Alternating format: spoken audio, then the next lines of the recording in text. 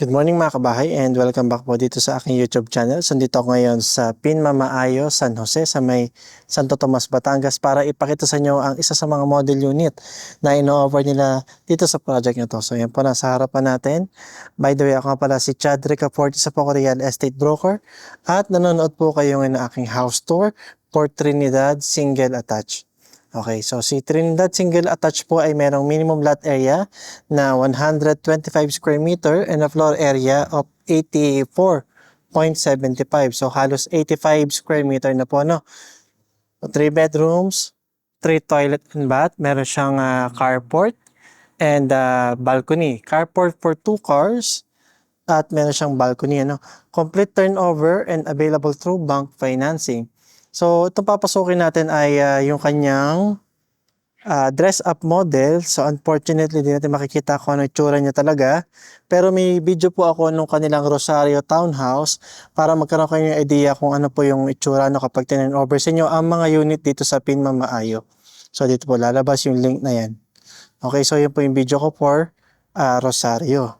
Okay. So, yung minimum lot area na 125 square meter.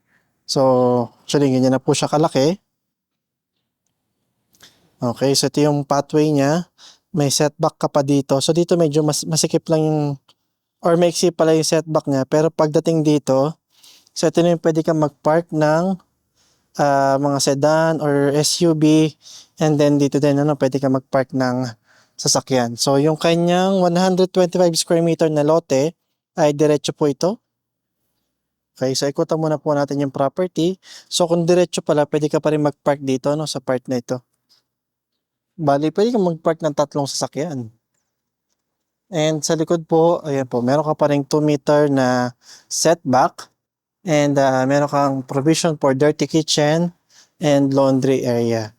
So nilagay lang po nila yung laundry, yung ano doon na, yung washing machine. Pero definitely wala yung mga appliances na yun, ano. So maganda yung pagkaka-design ng kanyang bahay. Medyo kakaiba kasi nga parang may mga pinagsamang modern and vintage yung design. So ganun siya. Okay? Ayan o. And then yung mga ceiling niya, yan sa labas, mga PVC panel po, no? So, okay. So, by the way, kung interested pala kayo mag-inquire sa akin through Facebook, pwede po kontakin sa akin Facebook page na Open House by Chad Ricafort. Okay. So, pagpasok po ninyo, mapapansin nyo agad na nandito na yung kanyang living area. So, tamang-tama yung pwesto ng TV, ng sofa, and yung actual turnover, naka-tiles na rin naman po siya, no? So, ito lang po ang nawala dyan, yung mga divider, appliances, tsaka yung furniture. Pero yung mga window niya, ganyan na po ang actual turnover. Yung mga cortina, syempre wala pa yan. Ano? So, yung living area. And then, dito sa likodan natin, dito yung hagdan. And meron ka pang maliit na storage dito. Actually, malaki pala. Okay? So, malaki pala yung storage niya. Ilalim pa pala yun. So, yan. Marami kang pwedeng ilagay dyan. Okay? And dito naman yung kanyang dining area na katapat po ng kanyang sliding door. Okay? And then, yung sliding door niya, napakaganda po nung materials na ginamit. Okay? Very smooth at saka ibinagay talaga sa design ng bahay. Okay. Yun yung mga materials ng kanyang sliding door. Ito naman yung kanyang kitchen area. So yung kitchen pala niya, wala pa po itong mga cabinet na ito sa ibabaw. And ito pong parang island na to sa gitna. Pero pwede mo siyang gayahin kung gusto mo mapalaki yung kitchen mo. So ang meron lang po itong nandito na kitchen niya, pa letter L. So yung gas range mo, pwede mo ilagay dyan. And ito po yung kanyang refrigerator. Ito naman yung kanyang Okay. Oops. Okay. Yung kanyang toilet and bath dito sa ground floor. So, pasensya na po kayo ha, hindi ko mapakita or ma-describe kung ano itsura niya kapag over talaga. Pero ayan, yung laki na lang po ang ipapakita ko sa inyo. So, ganyan siya kalaki, maluwag naman. I mean, saktong-sakto pala yung kanyang toilet and bath. So, next po, akit naman tayo sa second floor. Yung sa mga railings niya, sigurado naman ako na ganito na itsura niyan. So, yan. Okay. Akit tayo sa second floor. So, may mga bintana dito para magkaroon ng natural lightings and ventilation. Then, dito sa second floor, ito na yung kanyang toilet and bath. Okay. So, yung toilet and bath ng common bedrooms. So, yan. Medyo mas malaki pa ng konti yung toilet and bath sa baba.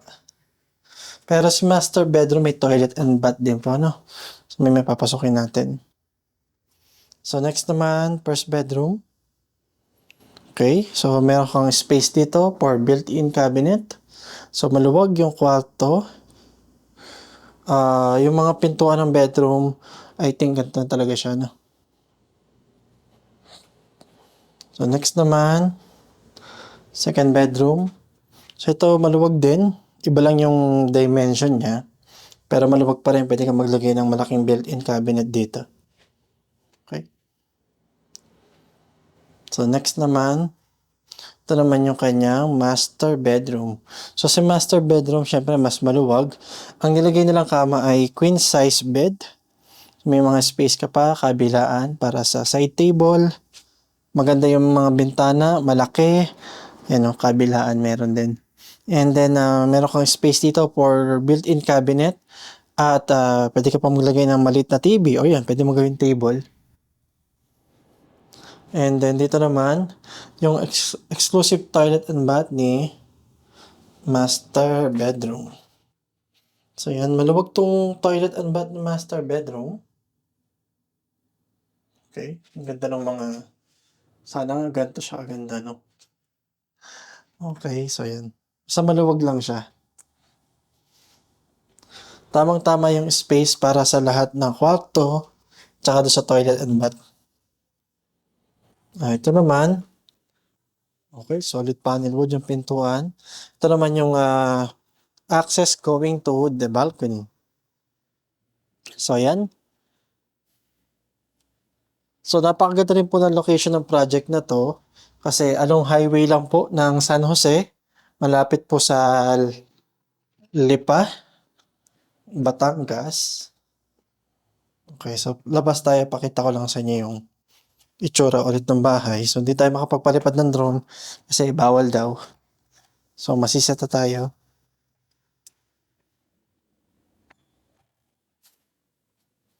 So, ito yung kanyang unit ulit. So, yan. Napakaganda.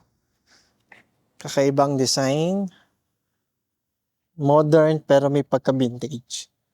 Okay, so ito naman yung kanilang Rosario Townhouse. So, may video na ako nito. Napakatagal na. Siguro mga nasa 2 years ago na. So, yan. So, ito yung kanyang Rosario Townhouse. So, di ko lang sure kung masisilip natin. Para mapakita ko yung actual turnover. So, yan. Bukas naman. So, naka-tiles ito. Nakatulad niyan. Yung hagdan niya. Ganyan na itsura. Yung toilet and bath. So, yung toilet niya, ganyan. Tsaka ito. Yung kanyang shower. Okay? And yung kanyang kitchen, ganito na rin po yung kay Trinidad. Okay, so ganyan. Natural granite countertop. At yung ceiling niya, yan po, ganyan yung tsura niya. May mga pin lights na rin po, no? So, yan. May available pa rin po tayo ng mga Rosario Townhouse dito. So, kung interested din kayo, Okay. So, ayan. So, kung nagustuhan niyo po ang video na to, please paki-share, paki-like at mag-subscribe na rin po kayo dito sa aking YouTube channel para ma-notify kayo pag may mga bagong videos. Sa mga amenity pala, meron silang basketball court, clubhouse, swimming pool. Napaka-accessible going to Manila. Malapit po siya sa exit ng Lipa, Style Tollway. Ayan. And along highway po, no? Malapit sa lahat ng kailangan mo. So, hindi natin masyado makita yung ganda ng bahay kasi against the light tayo. So, sa computation pala, check nyo na lang po yung description. Galagay po ako ng link doon ng description. At kung interested na po kayo mag-reserve sa about property na in-offer ko, mag-reserve na kayo. Dahil ang property, patagal ng patagal, pamahal ng pamahal, palayo ng palayo. Yun lang po at maraming salamat po.